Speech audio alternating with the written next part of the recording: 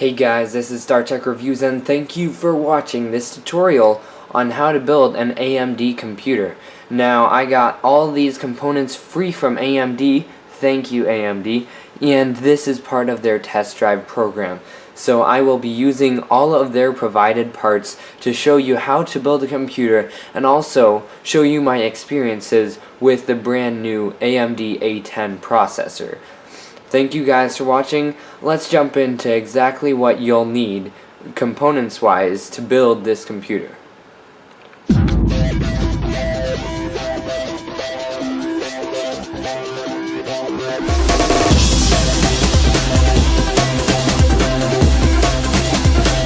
First off, you will need a motherboard, some RAM memory, a computer processing unit or CPU that is compatible with the motherboard, a hard drive or solid state drive, a CD drive, a power supply unit, a computer case, and finally hardware that should come with these peripherals and a screwdriver to put it all together.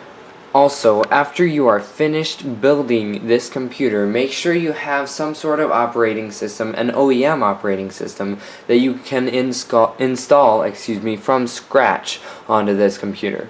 I advise extreme caution though. If you have never built a computer before, make sure you have someone overseeing you, or else you do your research to make sure you can understand what exactly you're doing. If your computer case does not already come with a power supply unit installed, make sure you take your time and line up the holes. With this power supply in particular, I had a hard time lining up the holes, so take your time and don't jam anything into where it's not supposed to be. Then, once you've got it set up, make sure you apply the screws with the screwdriver tightly and make sure that it is secure all throughout the back of the case. So make sure that none of the screws are loose, and just as a safety precaution, check them twice. After the power supply comes the motherboard. Now this is probably the trickiest part, in my opinion, of building a computer, because you have to know, or should I say you have to look up in the manual if you don't know, where the different connections go in this motherboard. So let's get into the details of putting in a motherboard. The first thing that you'll want to do is locate on the back part of the computer where the motherboard panel will go. So once you've found that, then you will be able to put in your panel from the motherboard. Now you can find this right in the motherboard case, and it's very simple installation.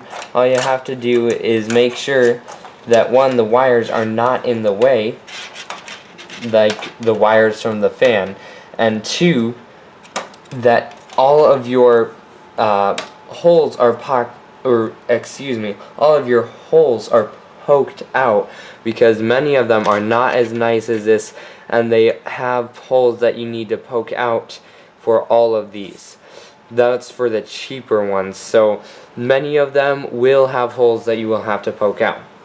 So make sure you poke those out, and that once you've got that in, now you're ready to put in your motherboard after you put in the screws. So let's go ahead and put in the screws inside of the case. To prepare the case for the motherboard, what you'll need to get is these screws. They look just like this.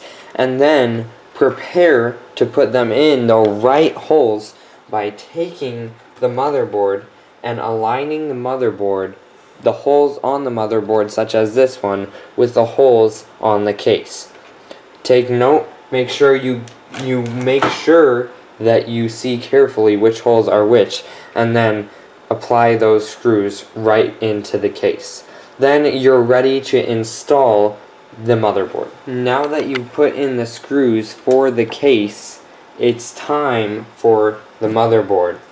Okay, so you pick up the motherboard as gently as you can and align the holes correctly. And if there are any cables in the way, make sure you just get them out of the way however you want to do that, just make sure that they're not in the way for when you install the motherboard. So just take the motherboard, put it in the right holes, make sure it lines up with the panel down here, and also make sure that it lines up with the holes. So I'm just going to adjust it until it does line up, mainly using the panel on the left side as the guideline for where it should go. And once I've got that panel in, then I can actually screw it all in.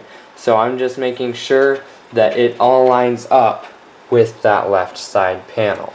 So once you've lined up all of the holes correctly along with the holes and the screws on the PC case, then you can start to put in all of the screws right into the motherboard.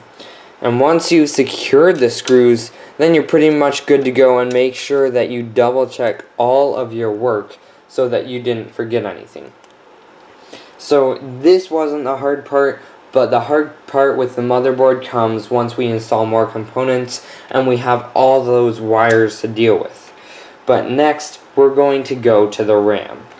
Now with the memory, it is very simple. All you have to do is take your pieces of RAM memory and just insert them like this. Now make sure you're holding metal when you're dealing with the motherboard, or touching metal, or even using a strap like that, but just insert it exactly like this. Putting one end in first normally works, and pushing it in. Now make sure you do it in order, so don't go to the far right. Don't start putting pieces in from right to left, always from left to right, and always doing it in order. So you push in on one side, and then you can push in on the other, and as you can see, this locks in and this locks in when you push down on each side. So I have 8 gigabytes of RAM memory right here, and always make sure that right here, right there is a little place that you just have to make sure you get right. Otherwise, there are no worries. So I'm going to put it in again just like this, pushing down on this end just like that, and it snaps in, and then the other end and it snaps in just like that. Super easy, no fuss, no nothing, and you're done with the RAM memory. Now that will wrap it up for this segment of our tutorial. This is just part 1, so thank you for watching. Join me next time. I'll see you again. Thank you for watching. Once again, make sure you comment, rate, and subscribe. This is StarTech Reviews.